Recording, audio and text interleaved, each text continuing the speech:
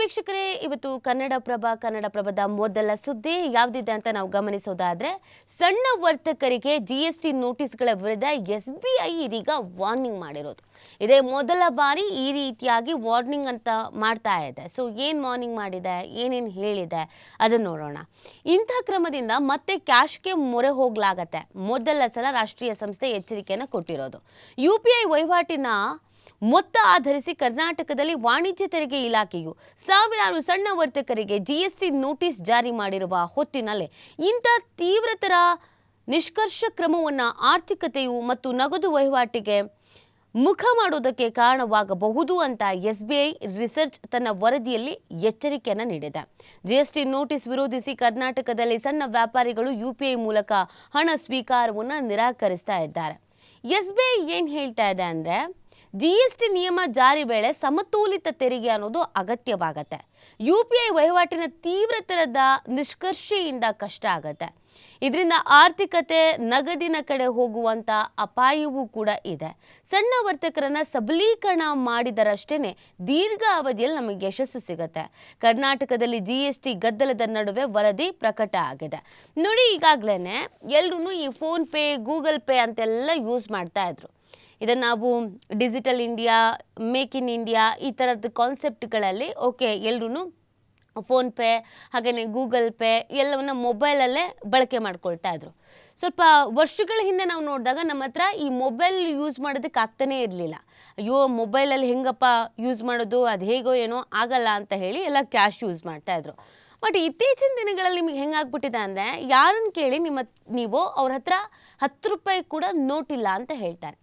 50 ರೂಪಾಯಿ, 1000 ರೂಪಾಯಿ, 100 ರೂಪಾಯಿ, 200 ರೂಪಾಯಿ ಬಿಡಿ, 10 ರೂಪಾಯಿ ಕೇಳಿದ್ರು ಅಯ್ಯೋ ಇಲ್ಲ, ಫೋನ್ಪೇ ಇದೆ, ಬೇಕಿದ್ರೆ ಫೋನ್ಪೇ ಮಾಡ್ತೀವಿ ಅಂತ ಹೇಳ್ತಾರೆ. ಆ ಮಟ್ಟಿಗೆ ಬದಲಾವಣೆ ಅನ್ನೋದಾಗಿದೆ. ಇದು ದೀರ್ಘಾವಧಿಯಲ್ಲಿ ಈಗಲ್ಲದೆ ಇದ್ರೂ ಮುಂದಿನ ದಿನಗಳಲ್ಲಿ ಕೆಲವೊಂದಷ್ಟು ಯೋಜನೆಗಳು ನಿಮಗೆ ತ್ವರಿತಗತಿಯಾಗಿ ಅಥವಾ ಇಮಿಡಿಯೇಟ್ ಆಗಿ ಬೆಳವಣಿಗೆ ಅಥವಾ ಬದಲಾವಣೆ ಅನ್ನೋದು ಹೇಳುವಂಥ ಮಟ್ಟಿಗೆ ತರೋದಿಲ್ಲ. ಕೆಲವೊಂದಷ್ಟು ದೀರ್ಘಕಾಲದ ಯೋಜನೆಗಳು ಅಂತ ಇರುತ್ತೆ. ಇದು ಈಗಾಗಲೇ ಡಿಜಿಟಲ್ಗೆ ನಾವು ಹೊಂದ್ಕೊಂಡಿದ್ರಿಂದ ಇದೆಲ್ಲವೂ ನಮಗೆ ಮುಂದಿನ ದಿನಗಳಲ್ಲಿ ಸಣ್ಣ ವ್ಯಾಪಾರಿಗಳಿಗೆ, ಪ್ರತಿಯೊಂದು ವ್ಯಾಪಾರ ವಹಿವಾಟುಗಳಿಗೆ ಉಪಯೋಗ ಆಗ್ತಾ ಇತ್ತು. ಇಲ್ಲಿ ಯಾರು ಬ್ಲ್ಯಾಕ್ ಮನಿ ಯೂಸ್ ಮಾಡ್ತಿದ್ದಾರೆ, ಯಾರು ವೈಟ್ ಮನಿ ಯೂಸ್ ಮಾಡ್ತಾ ಇದ್ದಾರೆ, ಎಷ್ಟು ಟ್ರಾನ್ಸಾಕ್ಷನ್ಸ್ ಆಗ್ತಾ ಇದೆ, ಎಷ್ಟು ಟ್ಯಾಕ್ಸ್ ಪೇ ಮಾಡ್ತಾ ಇದ್ದಾರೆ, ಪ್ರತಿ ಒಂದ್ರ ಬಗ್ಗೆ ಕೂಡ ಗೊತ್ತಾಗ್ತಾ ಇತ್ತು. ಬಟ್ ಈಗ GST ನೋಟಿಸ್ ಕಳಿಸಿದಾರಲ್ಲ, 20 ಲಕ್ಷ ಕಟ್ಟಿ, 40 ಲಕ್ಷ ಕಟ್ಟಿ, 30 ಲಕ್ಷ ಕಟ್ಟಿ ಅಂತ ಬೇಕರಿಯವರಿಗೆ, ಹಣ್ಣು ಮಾರೋರಿಗೆ, ಹೂ ಮಾರೋರಿಗೆ, ಎಲೆ ಮಾರೋರಿಗೆ, ಇನ್ನೊಬ್ಬರಿಗೆ, ಮತ್ತೊಬ್ಬರಿಗೆ, ಸಣ್ಣ ಸಣ್ಣ ವ್ಯಾಪಾರಿಗಳಿಗೆ 40-50 ಲಕ್ಷ ಕಟ್ಟಿ ಅಂತಂದರೆ ಎಲ್ಲಿಂದ ಕಟ್ತಾರೆ? ಅದಕ್ಕೆ ಅವ್ರಿಗೆ ಏನು ಮಾಡ್ತಾ ಇದ್ದಾರೆ ಅಂತ ಅಂದರೆ, ನಮಗೆ ಈ ಸಹವಾಸವೇ ಬೇಡ ಅಂತ ಈ ಸ್ಕ್ಯಾನರ್ಗಳನ್ನು ಅಂಟಿಸಿದ್ರಲ್ಲ ಅದನ್ನೆಲ್ಲ ಕಿತ್ತಾಕ್ತಾ ಇದ್ದಾರೆ. ನೀವು ಈಗ ಕೂಡ ಯಾವುದಾದ್ರು ಅಂಗಡಿಗೆ ಹೋಗಿ ಫೋನ್ಪೇ ಅಂದರೆ ಇಲ್ಲ, ಕ್ಯಾಶ್ ಇದ್ದರೆ ವ್ಯಾಪಾರ ಮಾಡಿ, ಇಲ್ಲಾಂದರೆ ಪರವಾಗಿಲ್ಲ ಅಂತ ಹೇಳ್ತಾ ಇದ್ದಾರೆ. ಆ ಮಟ್ಟಿನ ಬದಲಾವಣೆ ಆಗ್ತಾ ಇರೋದಕ್ಕೆ ಕಾರಣವೇ ನೋಟಿಸ್ ಕೊಟ್ಟಿರೋದು. ಅದಕ್ಕೇನೆ SBI ವಾರ್ನಿಂಗ್ ಮಾಡ್ತಾ ಇದೆ. ಈ ಥರ ನೀವು ಮಾಡೋದ್ರಿಂದ ಮತ್ತೆ ಎಲ್ಲರೂ ನಗದಿಗೆ ಹೋಗ್ಬಿಡ್ತಾರೆ, ಅಂದರೆ ಮತ್ತೆ ಎಲ್ಲರೂ ಕ್ಯಾಶ್ ವ್ಯಾಪಾರಕ್ಕೆ ಹೋಗ್ತಾರೆ. ಕಷ್ಟಪಟ್ಟು ಇಷ್ಟೆಲ್ಲ ಚೇಂಜಸ್ ತಂದು ಜನರು ಅದಕ್ಕೆ ಹೊಂದಾಣಿಕೆ ಮಾಡ್ಕೊಳ್ತಿರುವಂಥ ಸಂದರ್ಭದಲ್ಲಿ ಈ ರೀತಿಯಾಗಿ ನೋಟಿಸ್ ಕೊಡೋದು ಎಷ್ಟು ಮಟ್ಟಿಗೆ ಸರಿ?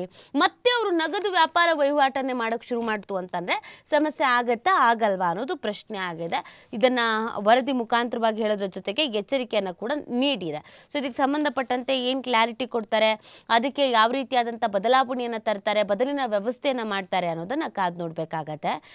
SBI ಈ ರೀತಿಯಾಗಿ ಯಾವುದೋ ಒಂದು ಕ್ರಮದ ಬಗ್ಗೆ ಅಥವಾ ಯಾವುದೋ ಒಂದು ಯೋಜನೆಯ ಬಗ್ಗೆ ವಾರ್ನಿಂಗ್ ಮಾಡ್ತಾ ಇರೋದು ಇದೇ ಮೊದಲ ಬಾರಿ.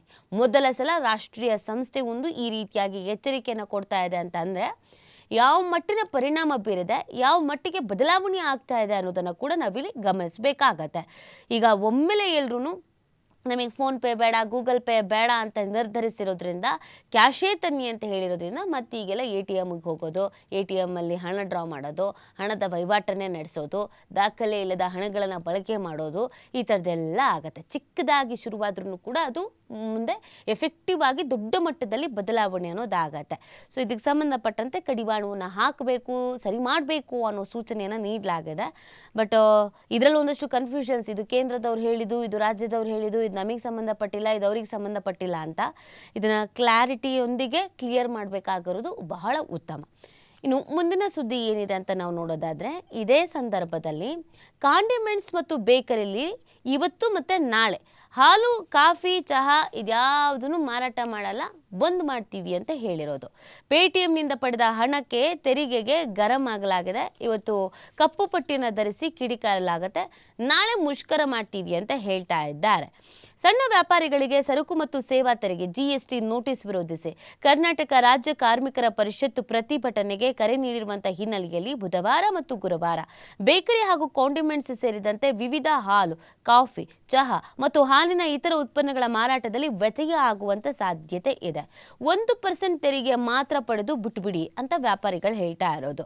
ರಾಜಿ ತೆರಿಗೆ ಯೋಜನೆಯಡಿ 1% ತೆರಿಗೆ ಕಟ್ಟಿಸಿಕೊಂಡು ಪ್ರಕರಣ ಇತ್ಯರ್ಥಪಡಿಸಬೇಕು, ಇಲ್ಲದೇ ಇದ್ರೆ ಯುಪಿಐ ಬಳಕೆ ನಿಲ್ಲಿಸಬೇಕಾಗತ್ತೆ ಅಂತ ರಾಜ್ಯ ಬೇಕರಿ, ಕಾಂಡಿಮೆಂಟ್ಸ್ ಮತ್ತು ಸಣ್ಣ ಉದ್ದಿಮೆದಾರರು ಒಕ್ಕೂಟ ಹೇಳ್ತಾ ಇದೆ.